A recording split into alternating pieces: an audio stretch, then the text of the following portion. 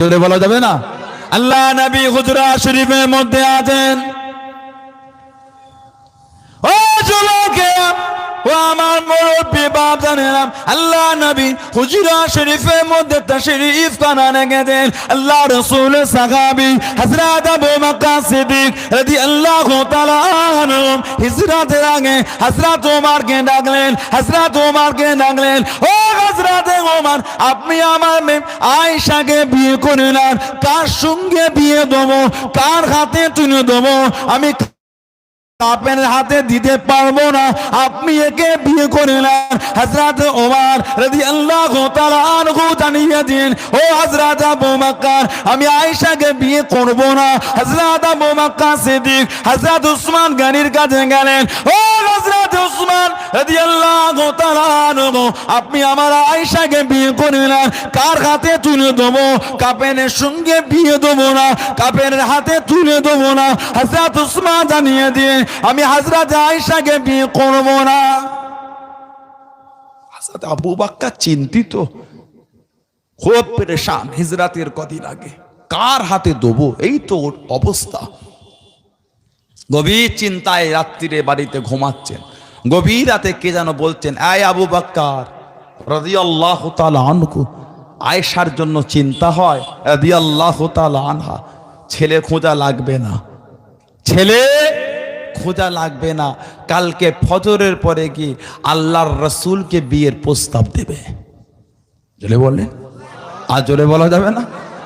কালকে নবীকে প্রস্তাব দেবে। আল্লাহর রাসূল হুজরা শরীফ, গভীর রাতে জিবরাইল হাজির, আসসালামু আলাইকা ইয়া রাসূলুল্লাহ, হাবিবাল্লাহ, কি খবর? বলে হুজুর আল্লাহ বলে পাঠিয়েছেন বিয়ে করবেন। সুবহানাল্লাহ বলেন। হুজুর আল্লাহ বলেছেন আপনি কি বিয়ে করবেন? নবী পাক বলছে এই রাতে। হুজুর আপনি কি করবেন? নবী বলে মেয়ে কই? মেয়েকে আবার কোথায় দেখতে যেতে হবে এই রাতে? হুজুর কোথায় যেতে হবে না, আপনি করবেন কি বলেন? নবী পাক বললেন, আল্লাহ পাক যখন বলেছেন আমি নবী, আমার নাম, হুকুম যখন আল্লাহ দিয়েছে, মেয়ে কই? হযরত জিবরাইল আলাইহিস সালাম এই হাতের গোশে, হযরত জিবরাইল এই হাতের গোশে মা আয়েশা সিদ্দিকা রাদিয়াল্লাহু তাআলা আনহার ছবিটা আমার রাসূলকে রাতে দেখিয়েছেন। আর জোরে বলা যাবে না। মা আয়েশার ছবি এই হাতে আমার রাসূলকে দেখাতে, হুজুর এই মেয়ে পছন্দ, আল্লাহ বলে পাঠিয়েছেন। নবী পাককে বললেন, হুজুর কালকে সকালে আবু বকর সিদ্দিক আপনাকে প্রস্তাব দেবে, না বলবেন না, এই বিয়ে আমার আল্লাহ পাক হুকুম দিয়েছেন। জোরে বলুন না। সেই মা আয়েশা সিদ্দিকা রাদিয়াল্লাহু তাআলা এত সরল ছিলেন, আটা মাখাতেন, জবের আটা মাখাতে মাখাতে ঘুমিয়ে পড়তেন, ছাগল এসে খেয়ে নিত। সুবহানাল্লাহ বলবেন না। রাত্রিরে রাসূল ইবাদত করতেন, তাহাজ্জুদ, মিনাল লাইলি ফাতাহাজ্জাত বিহি নাফিলাতাল লাক, তাহাজ্জুদকে আল্লাহ আমার রাসূলের জন্য অতিরিক্ত করেছেন। তাহাজ্জুদ নবীর জন্য অতিরিক্ত। নবী পাক রাত্রিরে অনেক সময় ধরে দাঁড়িয়ে তাহাজ্জুদ পড়তেন। ঘরটা এত ছোট ছিল, মা আয়েশা বলেছেন, যে ঘরে আমি নবীর সঙ্গে থাকতাম এত সংকীর্ণ ছোট রুম। নবী পাক নামাজ পড়তে মা আয়েশা ঘুমাতেন, ঘুমাতে ঘুমাতে মা আয়েশা পাটা লম্বা করে দিতেন, পা সোজা হয়ে যেত। নবী পাক সিজদায় যাওয়ার আগে নখ দিয়ে মা আয়েশার পায়ে চিমটি কাটতেন। মা আয়েশা যেই চিমটি রাসূল কাটতেন, মা আয়েশা পাটা টেনে নিতেন, আমার রাসূল সিজদা দিতেন। জোরে বলুন না। আর জোরে বলা যাবে না। ঘরটা তো ছোট ছিল, অন্য জায়গায় যে নামাজ পড়ে সে জায়গাটাও নেই। মা ঘুমাতেন, নবী পাক সিজদার যাওয়ার জায়গার সময় হলে নবী পাক পায়ে চিমটি কাটতেন, মা পা টেনে নিতেন। বলেন আলহামদুলিল্লাহ। সেই মায়ের ছবি জিবরাইল আলাইহিস সালাম নবীকে দেখাতে, হুজুর এই মেয়ে, যেই মায়ের নামে জিনা তোহমত দিয়েছিল আব্দুল্লাহ ইবনে উবাই ইবনে সুলুল, মুনাফিক কাফের, বিনা উজুতে সারা জীবন নামাজ পড়েছে। নাউজুবিল্লাহ বলবেন না। আব্দুল্লাহ ইবনে উবাই ইবনে সুলুল সারা জীবন বিনা উজুতে নামাজ পড়েছে, জীবনও উজু করেনি। এই বেঈমানটা লটিয়েছিল আমার মায়ের নামে জেনা তোহমত। বলুন আস্তাগফিরুল্লাহ। নবীর পিছনে নামাজ পড়তো, ওনার ছেলে ছিলেন হযরত আব্দুল্লাহ, মুসলমান হয়েছিল। আল্লাহ নবী আসরের নামাজ কারা পড়ান? ও যুবকে, আল্লাহ নবী মদিনার মসজিদে নববী শরীফে আসরের নামাজ কারা পড়ালেন? আল্লাহ নবী আসরের নামাজ যখন পড়ায়, এই মুনাফিক আব্দুল্লাহ ইবনে উবাই ইবনে সুলুল, আব্দুল্লাহ ইবনে উবাই ইবনে সুলুল আল্লাহ নবীর পিছনে দাঁড়িয়ে গেল। উযু করলো না, উযু বানালো না, পিছনে দাঁড়িয়ে দাঁড়িয়ে আসরের নামাজ কারা পড়ে, খিলখিল খিলখিল করে হাসে, জোরে জোরে হাসে। ও যুবকে, আল্লাহ নবী আসরের নামাজ কারা শেষ করে পিছন দিকে ঘুরে বসলেন। পিছন দিকে ঘুরে গিয়ে আল্লাহ নবী তানবীহ করে জানিয়ে দিয়ে, এ বাবা তোমরা কি জানো আমি নবী, আমার বিষয়ে তোমরা কি জানো? আমি রাসূলুল্লাহ যেমন সামনের দিকে দেখি, আমি নবীও তেমন পিছন দিকে দেখি। জোরে বলুন সুবহান, আর একটু জোরে বলুন সুবহান। এক এই নামাজ পড়াচ্ছে, তোমরা হাসছো। এই আব্দুল্লাহ ইবনে উবাই ইবনে সুলুল মুনাফিক, এখন তো আবার যাকে তাকে মুনাফিক বলে দেওয়া হচ্ছে। মুনাফিকের সংজ্ঞা জানেন? মুনাফিক কাকে বলে? বাজে অভ্যাস, স্বভাব নোংরা, ও কি মুনাফিক? মুনাফিক এ কি কথাবার্তা? সানাউল্লাহ সিদ্দিকী, আপনার চাল চলন পছন্দ নাই হতে পারে, মুনাফিক বলে দেবো, কাফের বলে দেবো? লা হাওলা ওয়ালা কুওয়াতা ইল্লা বিল্লাহ। সমাজকে তো কিছু দিতে পারলাম না, পাঁচটা যুবককে নামাজের মাসলা শেখাতে পারলাম না, এই মুনাফিক গালগুলো শিখিয়েছি, কাফের গুণ শিখিয়েছি। কাফের কথায় কথায় কাফের বেরোয়। আস্তাগফিরুল্লাহ বলেন। সবই যদি কাফের হয়ে যাবে, জান্নাত তাহলে আর কে যাবে? তুমি একাই থাকো তাহলে। ছি ছি ছি ছি, সমাজগুলোকে দিতে পারিনি কিছু, মুনাফিক আর কাফের দিয়ে ভরিয়ে রেখেছে। আল্লাহ পাক এই নোংরা চিন্তা থেকে আল্লাহ আমাদের সকলকে দূরে রাখেন। বলুন আমিন। জোরে বললেন আল্লাহুম্মা আমিন। আমার ভাইরা, বাপজানেরা, ছেলেরা, যুবকেরা, যে কথা বলছিলাম, ভাই হযরতে নবী ইউসুফ আলাইহিস সালাম, স্বামী হযরতে নবী আইয়ুব আলাইহিস সালাম, ছেলে হযরতে নবী যুলকিফল আলাইহিস সালাম, যে নবী ইউসুফ আলাইহিস সালাম জানার গোটা শরীরে 18 বছর খালি পোকা ছিল, গোটা শরীরে 18 বছর পোকা। ও 18 বছর হযরতে রহিমা বিবি স্বামীর শরীরের রক্ত পুঁজগুলো 18 বছর ধরে সারা রাত জেগে জেগে মুছেছে। সুবহানাল্লাহ বলবেন না? আমার সমাজে পাবেন? একটু হ্যাঁ দেন। এরকম কারো বিবি আছে 18 বছর সেবা করবে? ওরকম স্বামীর 8 দিন করবে না, 18 বছর দূরের কথা, 8 দিন করবে না। কথা ঠিক না ভুল বলছি বলেন? সামান্য করোনার নামে জ্বর হয়েছে, জ্বর, খালি গায়ে গা ঠেকেছে গরম, বলে ছাতের কোণের ঘরটাই থাকো, এ শুনি নিচে এখন 10 দিন। এখন দা হোম কোয়ারেন্টাইন, গায়ে গা ঠেকাও নি, এখন ভ্যাকসিন নিচ্ছে। আর ভ্যাকসিন, সেদিন একটা ভিডিও দেখলাম, এই গাড়িতে যাওয়ার সময় সময় পাই, ঘাঁটি একটু দেখি, এমনি ফেসবুক ঘাঁটার মতন নেই, একটা আমার অ্যাকাউন্ট সেই পড়াশোনার সময় করেছিলাম যখন মাদ্রাসায় পড়তাম, সেটা আছে, সে চালায়ও না, মাঝে মাঝেই তো খুলি। তো সেদিকে একটা দেখলাম ভ্যাকসিন দিচ্ছে একটা মহিলা নেত্রী, কোন এক বিশেষ দলের, শাড়িটা এখানে উঁচু করেছে, খালি সুঁচটা ঠেকিয়ে রেখেছে, ভিডিও হয়ে গেল, তুলিল, ভ্যাকসিন হয়ে গেল। মানে লোককে দেখাচ্ছে, মানে পৃথিবীর অন্য অন্য দেশে সব রাষ্ট্রনায়কগুলো ভ্যাকসিন নিচ্ছে, দেখেন না আপনারা? পৃথিবীর অন্য অন্য দেশের রাষ্ট্রনায়কগুলো ভ্যাকসিন নেয়, আর আমাদের দেশেরটা খালি উকি মেরে দেখছে, আমার দিকে আসিসনি। ভ্যাকসিন লে কজন মারা গেল। আল্লাহ এই রোগ থেকে আমাদের সকলকে দূরে রাখেন। বলুন আমিন। জলে বলুন আল্লাহুম্মা আমিন। কঠিন পরিস্থিতি, করোনা মানুষকে আতঙ্কের মধ্যে ফেলে দিয়েছে, জোরে কেসেছে, কঠিন ব্যাপার। তুই কাশলি কেন? আজ থেকে তো 2 মাস 3 মাস আগে বাজার ঘাটে কাশাও মুশকিল ছিল, ট্রেনে বাসে বাপরে বাপ, বলে মারি করোনা রোগী সবাইকে ছড়াচ্ছে, কাশলেও মুশকিল। সামান্য জ্বর কোণের ঘরে কোয়ারেন্টাইন করে দিল। এমন কারো বিবি আছে 18 দিন খেদমত করবে, 8 দিন করবে, উল্টো দিকে জানে এমন কারো স্বামী আছে বিবি যদি অসুস্থ হয় তার সেবা করবে। একটু হ্যাঁ দেন তো। প্রতিদিন তো ঘুম থেকে ওঠার সঙ্গে সঙ্গে বিবি চা করে মুখের কাছে দেয়। তোমার বিবিটা একদিন অসুস্থ, তোমার মনটা চাই না আমি আজকে চাটা করে বিবির কাছে দিয়ে সে অসুস্থ সাথে প্রতিদিন আমাকে দেয়। এ সংসার আমার সমাজে আছে। একে অপরের সুখে দুঃখে পাশে দাঁড়ানো, ওটাই তো মিলিয়ে সংসার। আল্লাহ প্রত্যেকের আমাদের সংসারে শান্তি দেন, বলুন আমিন।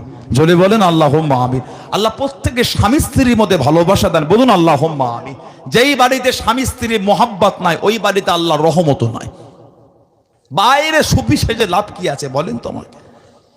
লোক ভালো বলবে, আল্লাহ তো ভালো বলবে না। লোক ভালো বলবে যদি বাইরে এই সেজে ঘুরি, আল্লাহর দরবারে কি হবে? লোক ভালো বললো অসুবিধে নেই, খারাপ বললো অসুবিধে নেই, তানার দরবারে যদি সার্টিফিকেটটা ভালো হয়, জানবেন আপনার সব বালা শেষ। আপনার জায়গা হলো দয়ার জান্নাত। জোরে বলেন, আর জোরে বলা যাবে না? স্বামী স্ত্রী ভালোবাসা তৈরি করেন। 18 বছর ধরে খালি স্বামীর রক্ত আর পুঁজগুলোকে সারা রাত মুছেছে। হযরত নবী আইয়ুব মাঝে মাঝে কাঁদতেন। ও যুবকেরা, ও আমার মুরব্বী বাজানেরাম, আল্লাহ নবী মাঝে মাঝে আল্লাহ পাকের কাছে কাঁদতেন। ও রব্বি আল্লাহ পাক, আমি আইয়ুবের গোটা শরীরে পোকা, আমি আইয়ুবের শরীরের রক্তগুলি চুষে চুষে খেয়েছে, আমি আইয়ুবের শরীরের গোস্তগুলি ভক্ষণ করে নিয়েছে, আমি আইয়ুবের শরীরের হাড্ডিগুলি শোষ করে দিয়েছে।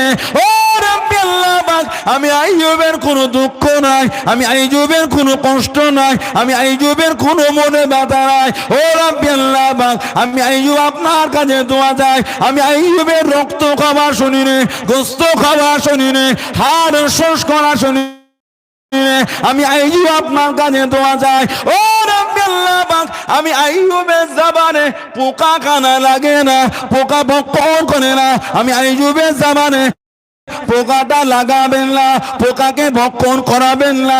ও রব্বি আল্লাহ পাক, আমি আইয়ুবের জবানে এখনো পর্যন্ত রক্ত চুষা শরীরে, গোস্ত খাওয়া শরীরে, হাড় শোষ করা শরীরে, পোকা লাগা শরীরে, আমি আইয়ুবের জবানে আপনার নামের জিকির এখনো পর্যন্ত করব।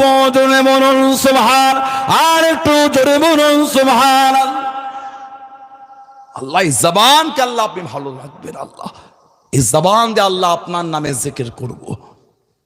আমার আপনার শরীরে স্যাম্পল ঠিক আছে, জবানে 100 কথা বললে 30টা কথা খালি গালি বার হয়। একটু হ্যাঁ দাও। এখন টুপি পরেও গাল দেয়, আগে একটু ভয় ভয় করতো, আগে একটু ভয় করতো, আলেম ওলামা ইমাম হাফেজদের সম্মান করতো, এখন পীরে দো গাল দেয়। দাও দাও দাও, কেন দেবে না ভাই? তোমার পেটে ওটা আছে, বেরোচ্ছে, দাও, ভালো করতো। তবে জানবে আল্লাহ বলে একজন আছে, আল্লাহ বলে একজন আছে, পালাবার কোনো রাস্তা নাই। সানাউল্লাহ সিদ্দিকী যদি আপনাদের উপর জুলুম করি ছাড়া পাবো না, জাররা জাররা পরিমাণ আল্লাহ হিসাব নেবেন। তানার কাহার, তানার নাম কাহার, কাহার নাম আল্লাহ পাক জোশ মেরে জালালি হালাতে এসে জাররা জাররা হিসাব নেবে। যাবে কোথা? আমারও পালাবার রাস্তা নেই, আপনাদেরও নেই। পীরের ছেলে, তখনই আমি পীরের ছেলে হিসাবে আমার দাম যদি পীরের বংশের আওলাদের মতো নামে চলতে পারি। আলেমের বেটা, তখনই আপনি আলেমের ছেলে হিসাবে দাম যদি আলেমের আখলাকটা মেনে আপনি চলতে পারেন। ইমামের ছেলে, তখনই আপনার দাম যদি সম্মান ও ইমাম সাহেবের আওলাদ হয়ে ভদ্রভাবে সমাজে মিশতে পারেন, তখনই আপনি দাম, তাছাড়া কোনো দাম নেই।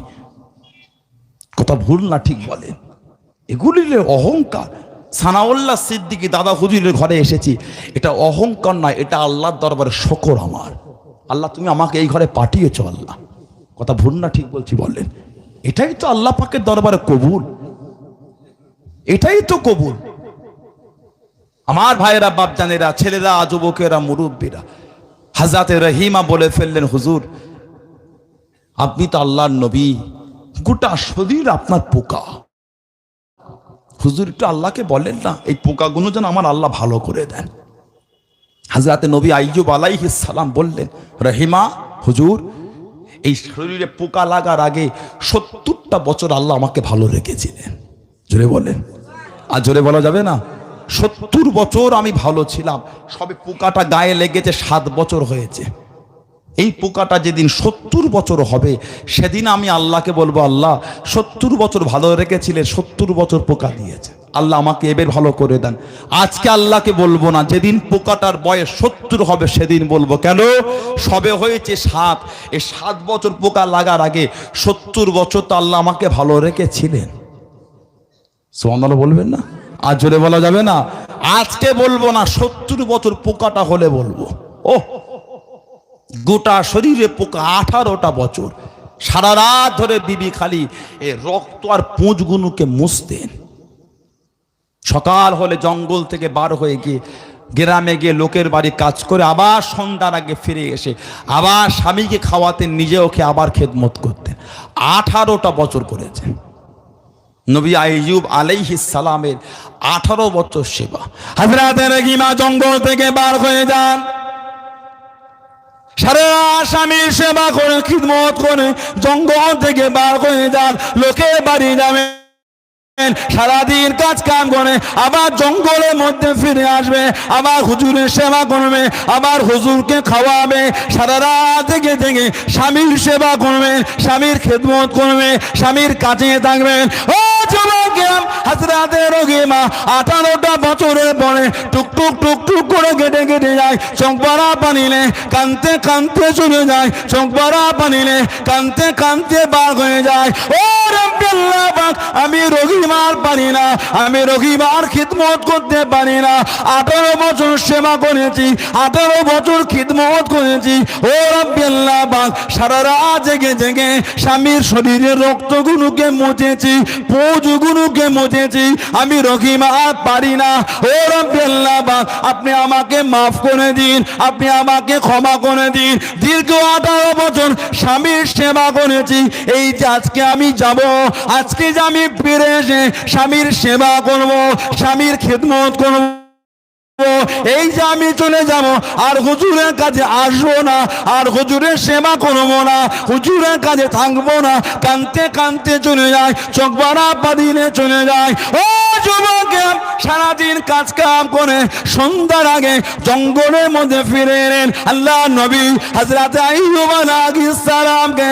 18টা বছর যে জায়গায় সেবা করেছেন, যে জায়গায় খিদমত করেছেন, ওই জায়গাতে দেখতে পায় না, ওই জায়গা দেখতে পেলেন না, দাঁড়িয়ে দাঁড়িয়ে কাঁদেন। ও রব্বি আল্লাহ পাক, আমি রহিমা আমার স্বামী 18 বছর সেবা করেছি, 18 বছর খিদমত করেছি, এই জায়গায় স্বামী শুয়েছিল। ও রব্বি আল্লাহ পাক, আমার স্বামী কই, আমার স্বামী কই? 18 বছর সেবা করেছি, 18 বছর খিদমত করেছি। হযরতে রহিমা কি দেখেছিলেন? একটা গাছের নিচে নূরানি চেহারা ধরে কে যেন দাঁড়িয়ে আছেন। আল্লাহ নবীকে জিজ্ঞাসা করলেন, আপনি কি আমার স্বামীকে চেনেন? আপনি কি আমার স্বামীকে দেখেছেন? এই জামানার নবী হযরতে আইয়ুব আলাইহিস সালাম। ও যুবকেরা, আল্লাহ নবী জবাব দিয়ে দিলেন, ও বিবি রহিমা, ও বিবি রহিমা, আমি অন্য কেউ নয়, আমি তোমার স্বামী, আমি গোলাম আইয়ুব। জোরে বলবেন না? আর জোরে বলা যাবে না? ও বিবি রহিমা, বলো তো দেখি, আজকে যখন জঙ্গল থেকে পার হয়ে যাচ্ছিলে, তুমি কাঁদতে কাঁদতে কি বলেছিলে? তুমি আমার কাছে আর আসবে না, তুমি আমার আর সেবা করবে না, তুমি আমার কাছে আর থাকবে না, তুমি আমার খেদমত করবে না। ও বিবি রহিমা, তুমি যে আমার 18 বছর সেবা করেছো, 18 বছর খিদমত করেছো, তোমার এই সেবা খানা, তোমার এই খিদমত খানা আল্লাহ পাকের দরবারে কবুল হয়ে গিয়েছে। ও বিবি রহিমা, তুমি আমার কাছে আসবে না বলেছো বলে, আমার কাছে থাকবে না বলেছো বলে, আমার আল্লাহ পাক তুমি চলে যাবার পরে ফেরেশতা পাঠিয়ে দে, আমার আল্লাহ পাক আমি আইয়ুবকে সুস্থ করে দিয়েছে।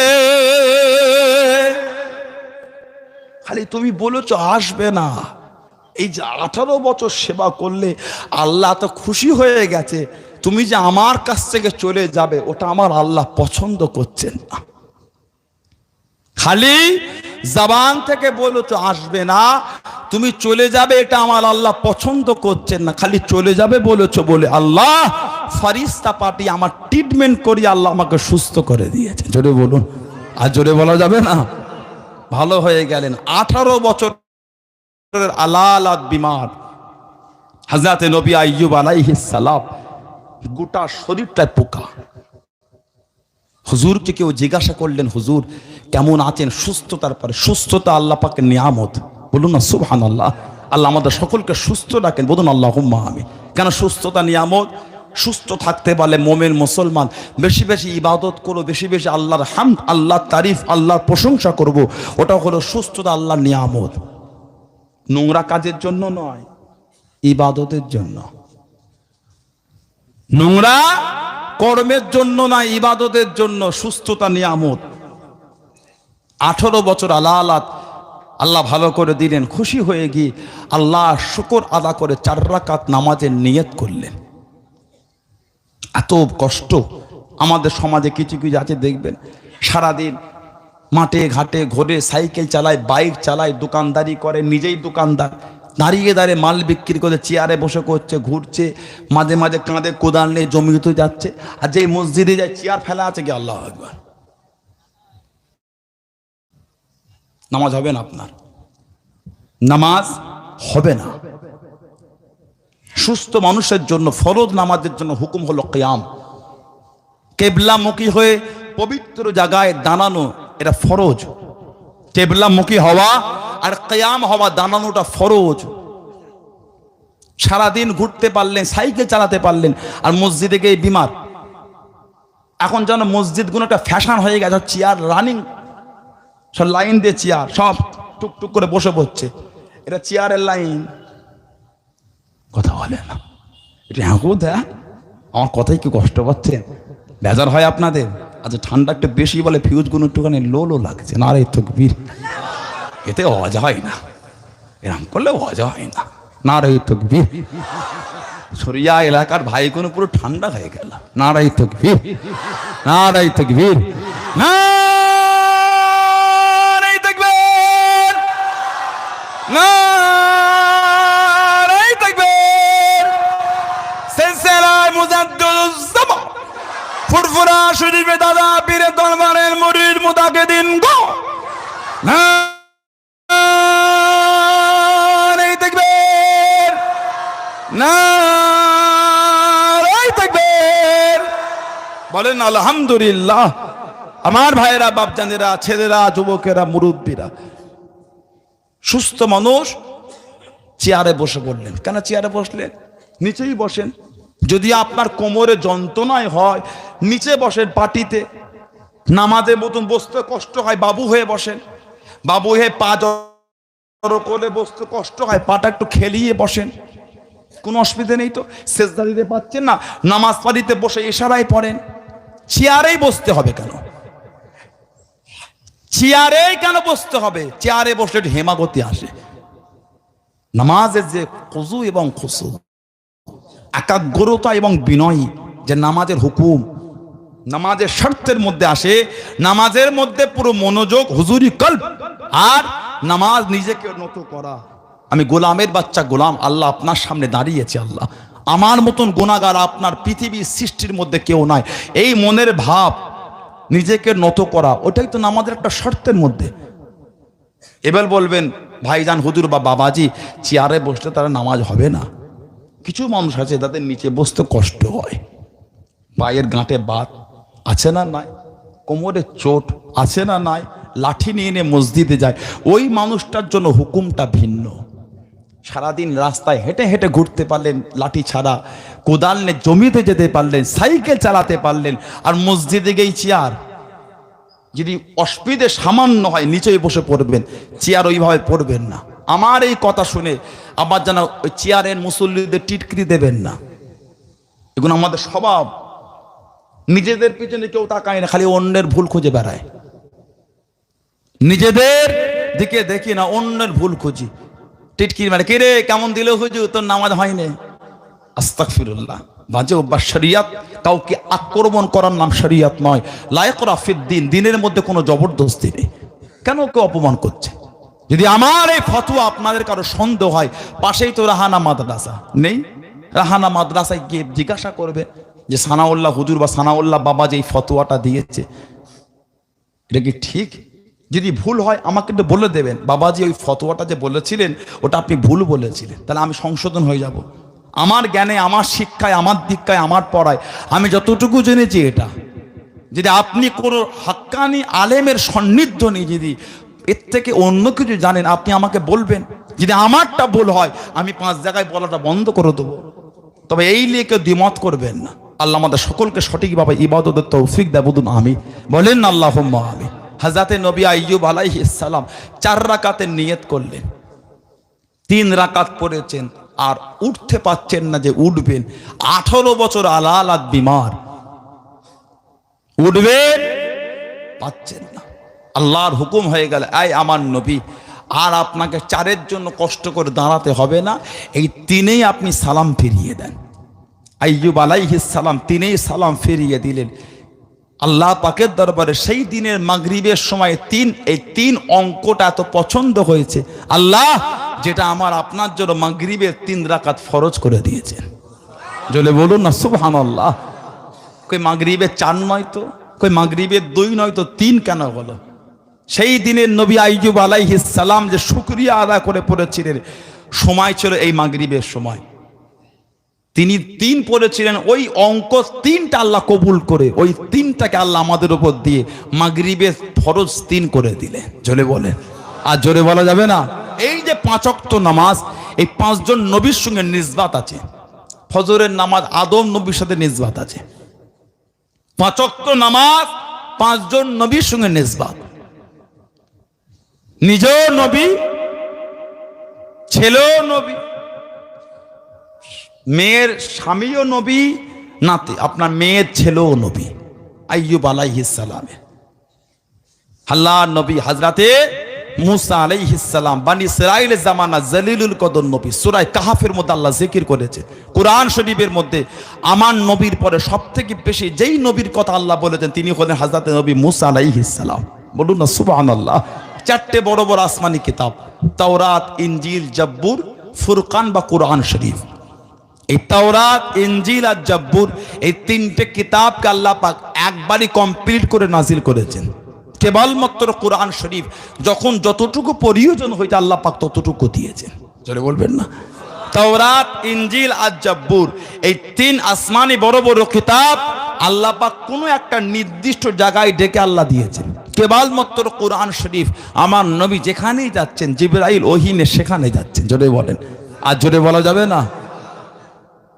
হযরতে মুসা আলাইহিস সালাম জলিলুল কদর নবী আল্লাহ পাকের দরবারে বলে ফেলেন, আল্লাহ আমার এই উম্মতেরা বলছে আপনি আসমানি কিতাব না দিলে আমল করবে না। যদি আসমানি কিতাব দেন তুই আমল করবে, না হলে আর করবে না। আল্লাহ হুকুম করে, ঠিক আছে দাদা তুর পাহাড়ে মাথায় আসেন, আসমানি কিতাব নেবেন তো তুরের মাথায় আসেন। আল্লাহ নবী মুসা আলাইহিস সালাম তুর পাহাড়ে মাথায় গেলেন, আল্লাহ আসমানি কিতাব দেবেন। হুকুম হয়ে গেল 30টা রোজা, 30 দিন থাকবেন। 30টা রোজা, 30 দিন থাকবেন, কথা বলতে পারবেন না। 30 দিন কমপ্লিট করলে আমি আল্লাহ কিতাব দেবো। মুসা আলাইহিস সালাম 30টা রোজা রাখলেন, নির্জনে আল্লাহর ইবাদত বন্দেগী করছেন। সামান্য সময় বাকি 30 হতে মুসা নবী বলে ফেলেন, আল্লাহ আপনার আসমানি কিতাব কই? যে মুসা নবী খুব রাগী ছিলেন। মালিকুল মউত আজরাইল আলাইহিস সালামের কানের বারেনটাকে ঝেড়েছিলেন, সালাম দিয়েছেন। কে? বলে মালিকুল মউত আজরাইল। কি খবর? বলে হুজুর রূহ নিতে এসেছি, মেরেছে এক টেনে চল। আমি আল্লাহর নবী, তুমি ফেরেশতা, সাহস কম নয়, নবীর রূহ নিতে এসেছো, মেনেছে কানের বারেনটায় টেনে চল। আজরাইল আলাইহিস সালাম আল্লাহকে সিজদা করে বলে, আল্লাহ কার রূহ নিতে পাঠিয়েছে? রূহ নিয়া তো দূরের কথা, কানের বারেনটায় ঝেড়েছে, কানের নিচে মেরেছে আজরাইল আলাইহিস সালামের। সেই নবী মুসা আলাইহিস সালাম বলছে, আল্লাহ 30 দিন তো হয়েই গেল, কিতাব কই? আল্লাহ পাক বলে ফেললেন, মানা করেছিলাম কথা বলতে, 30 দিন তো হয়নি, সামান্য বাকি। কথা বললেন কেন? আরো 10টা রোজা থাকবে। সুবহানাল্লাহ বলেন। আর জোরে বলা যাবে না? তবে বেশিরভাগ কিতাবে যেটা এসেছে, এই 30টা দিন তুর পাহাড়ের মাথায় আল্লাহ নবী থাকাটা আল্লাহর দরবারে এত পছন্দ হয়েছিল, আল্লাহ পাক বললেন, এই আমার নবী মুসা আলাইহিস সালাম, কিতাব তো আমি আল্লাহ দেবো, তবে আপনার এই 30টা রোজা রাখা থাকাটা আমার দরবারে পছন্দ হয়ে গেছে, আরো 10 দিন বাড়িয়ে দেন। জোরে বলেন না? আর জোরে বলা যাবে না? মোট 40টা রোজা রাখলেন, আর 40টা দিন তুরের মাথায় থাকলেন মুসা আলাইহিস সালাম। আল্লাহ পাক আসমানি কিতাব দিলেন তাওরাত। কাঠের তক্তা যেমন হয় ওরকম তক্তার মতন ওপরে লেখা কমপ্লিট নাজিল হয়ে গেল। জোরে বলুন না? আর জোরে বলা যাবে না? আল্লাহর নবী খুশি হলেন।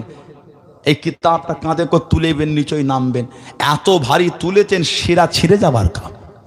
আল্লাহকে বলছে, আল্লাহ কিতাব দিয়েছেন, তুলবো কি করে? আল্লাহ বলে, জিবরাইলকে নেন। হযরত জিবরাইল আলাইহিস সালামকে সাথী করলেন, তবুও হয়নি। 70,000 পর্যন্ত ফারিস্তা নিয়েছে, তবুও তাওরাত কিতাব তুলতে পারে না। মুসা নবী বলেন, আল্লাহ নাজির করেছে, নামাতেই যদি না পারলাম তো আমি কি করব? আমার উম্মাদের কাছে কি নিয়ে যাব? আল্লাহ বলেন, ফারিস্তা পাঠিয়ে দেন। সব ফারিস্তা চলে গেল। এবার আল্লাহ হুকুম করছেন, তোলেন তো। মুসা আলাইহিস সালাম তাওরাত কিতাবটাকে উঁচু করেছে। আল্লাহ পাক হুজুরের জন্য কিতাবটা তুলোর মতন হালকা করে দিয়েছে। বলে বলুন না সুবহানাল্লাহ। বনি ইসরাইলের জামানায় আল্লাহ পাক কম বেশি 70,000 খালি নবী পাঠিয়েছে। সেই বনি ইসরাইলে কিছু আল্লাহর ওলি, সূরা কাহফের মধ্যে আল্লাহ পাক 15 পারা 16 পারায় জিকির করেছেন, যারা আল্লাহর একত্ববাদের উপর ঈমান এনে জালেম বাদশার অত্যাচার থেকে বাঁচার জন্য চলে যাচ্ছেন। হেফাজতের মালিক কে? জোরে বলেন। নূহ নবীকে আল্লাহ হুকুম করেন, কিস্তি করেন, কিস্তি নৌকা সব ডুবিয়ে দেবো 40 দিন। পাহাড়ের চটি, মাথাটা, চূড়া ওটাও ডুবে গিয়েছিল। গোটা পৃথিবী 40 দিন পানির নিচে। ও কিস্তি করলে নৌকা। নূহ আলাইহিস সালামের জামানার মানুষেরা দেখছে ভালো হয়েছে, ওই নৌকায় ঢোকে আর বাথরুম সারে, পুরো নৌকা টাপটুপ করে ফেলেছে। নবী বললেন, আল্লাহ নৌকা করতে বলেন, করেছি। এটা কঠিন পরিস্থিতি, ওদের যাবো কি করে? তো পায়খানা করে করে ভরিয়ে ফেলেছে, টয়লেট, নৌকা টাপটুপ। আল্লাহ বলেন, হেফাজতের মালিক কে?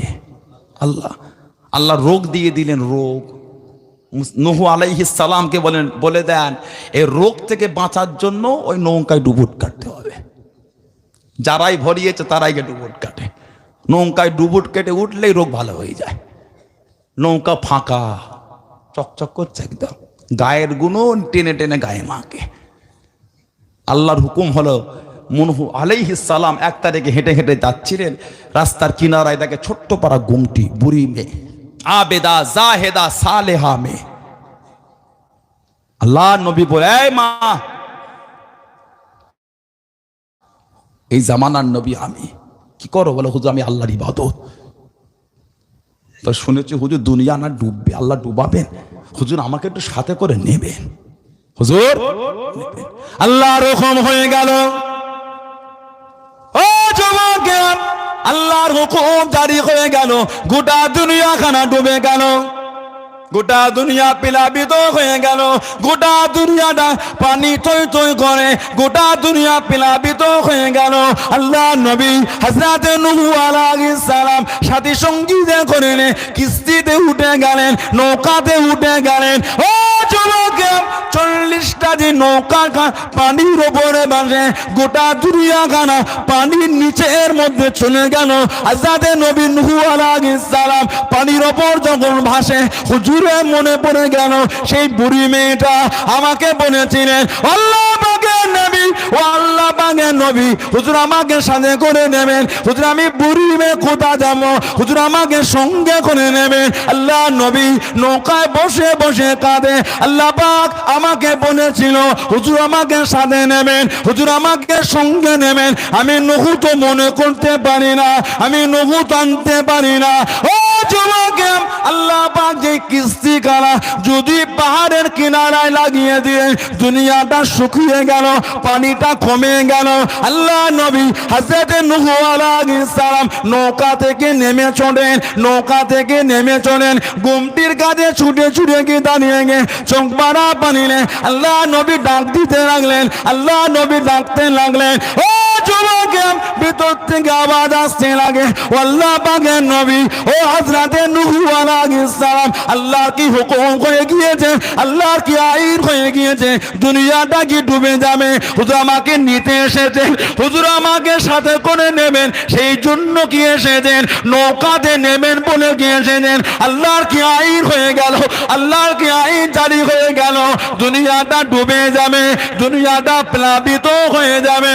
ও যুবক আল্লাহ নবী দাঁড়িয়ে কানে, ও রব্বি আল্লাহ পাক গোটা দুনিয়াটা 40টা যে পানির নিচে, শুকনো বনে কোনো জায়গা নাই, ডাঙা বনে কোনো জায়গা নাই, পাহাড়ের চূড়াটা পানির নিচে, ও রব্বি আল্লাহ পাক আপনার এই বান্তিটি কিভাবে বাঁচে, আপনার এই বান্তিটি কিভাবে বেঁচে গেলেন, আমি নূহ তো নৌকায় নিতে পারি না, আমি নূহ তো কাস্তিতে নিতে পারি না, আল্লাহ নবীকে আল্লাহ পাকের তরফ থেকে আওয়াজ চলে আসলো, আল্লাহ পাক জানিয়ে দিলেন, ও আমার নবী, ও হযরত নবী নূহ আপনি আপনার উম্মতিকে ভুলে গিয়েছেন, আমি আল্লাহ পাক আমার বান্দিকে আমি ভুলি না।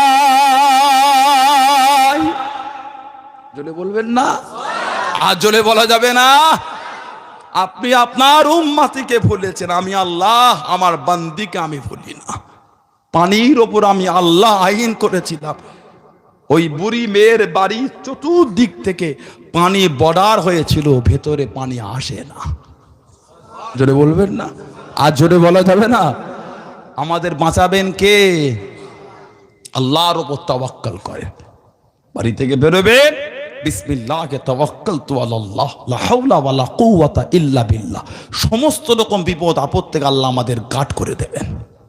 সুবহানাল্লাহ বলে, জোরে বলুন আলহামদুলিল্লাহ। আল্লাহর ওপর ভরসা রাখেন। অত হিমাগতি, অত গায়ের জোর কিসে? হাত গুটো মারবে, কাকে মারবে না, বাজে অভ্যাস, ও কি স্বভাব? ভালো হও, আপনার রক্ত ভালো, আজও আপনার রক্ত থেকে ফুরফুরা শরীফে দাদা হুজুরের ভালোবাসার ঘ্রাণ আসে, আজও আপনার শরীরের রক্ত থেকে দাদা হুজুরের মহব্বতের ঘ্রাণ পাওয়া যায়, গন্ধ পাওয়া যায়। আপনি হাত গুটিয়ে হিমাগতি, গায়ের জোর, ধাক্কা ধাক্কি, দাদাগিরি, বাজে জিনিস এগুলো। আপনার ফ্যামিলির একটা স্ট্যাটাস আছে, আপনার বংশের একটা সুনাম আছে, আপনার বাপদাদুর একটা নাম আজও আছে, সেই ঘরের ছেলে হয়ে সারাদিন ঝগড়া মারপিট কেন? কি পাবে? কাকে মারবে তুমি? হকের হাফেজ তো আল্লাহ। গোটা দুনিয়া পানির নিচে, বুড়ি মেয়েকে আল্লাহ বাঁচিয়ে রেখেছে। জোরে বলবেন না, আর জোরে বলা যাবে না। তাহলে আমার ভাইয়েরা, বাপজানেরা, ছেলেরা, যুবকেরা, আল্লাহর ইবাদত, আল্লাহর বন্দেগীর জন্য টুকটুক টুকটুক করে আল্লাহর ওলিরা হেঁটে হেঁটে যাচ্ছে। বেশ কিছুটা গিয়ে পিছন ফিরে দেখছে একটা কুকুর টুকটুক করে হেঁটে হেঁটে আসে। ও দেখেছো কীর্তি, আল্লাহর ওলিরা পাথর তুলেছে, ঢিল তুলেছে, মারছে কুকুরটাকে যাতে পালায়। কেন? কুকুরের কাজ আওয়াজ করা, কুকুরের কাজ চিল্লানো, কুকুরের কাজ ভোগ ভোগ করে ডাকা। পোষা কুকুর হলো ডাকে, দেখবেন মনিব দুবার তিনবার তারা মারার পরে থামে। ঠিক না ভুল বলছি? আমার আলোচনায় বেজার হচ্ছে, আমার আলোচনায় কষ্ট পাচ্ছেন আপনারা, বিরক্ত বোধ করছেন? যে আমার ভাইরা, বাপজানেরা, ছেলেরা, যুবকেরা, কুকুর পোষা জায়েজ? চলবে? কুকুর পোষা দুই প্রকার, একটা শখে, ওটা হারাম। শখে ওটা হারাম। ওয়েস্টার্ন কালচার, ইউরোপিয়ান কালচার হয়ে গেছে এখন, কুকুরকে নিয়ে ঘুমায়। নাউজুবিল্লাহ বলেন, আস্তাগফিরুল্লাহ বলবেন না? হাদিস শরীফে আছে, নবী পাক হিজরত করে মদিনা শরীফে যাবার পরে দেখলেন এত কুকুর, মানুষ কুকুরের সাথে খায়, কুকুরের সঙ্গে খাচ্ছে, খাবার জায়গায় কুকুর। নবী পাক হিজরত করে গিয়ে দেখছেন, হুকুম করে দিলেন কুকুর মারা, কুকুর মারা। বেশ কিছুদিন মারার পরে হুকুম করলে আর মেরো না। এই লাস্টেরটা হচ্ছে সুন্নাহ, প্রথমেরটা হচ্ছে হাদিস। সব হাদিস আমল করা যাবে না, সব সুন্নায় আমল করতে হবে। বুখারী শরীফে হাদিস, নবী পাক দাঁড়িয়ে পেশাব করেছেন, ওটা হাদিস, সুন্নাহ নয়। ওটা হাদিস, সুন্নাহ নয়। পেশাব করার সুন্নত তরিকা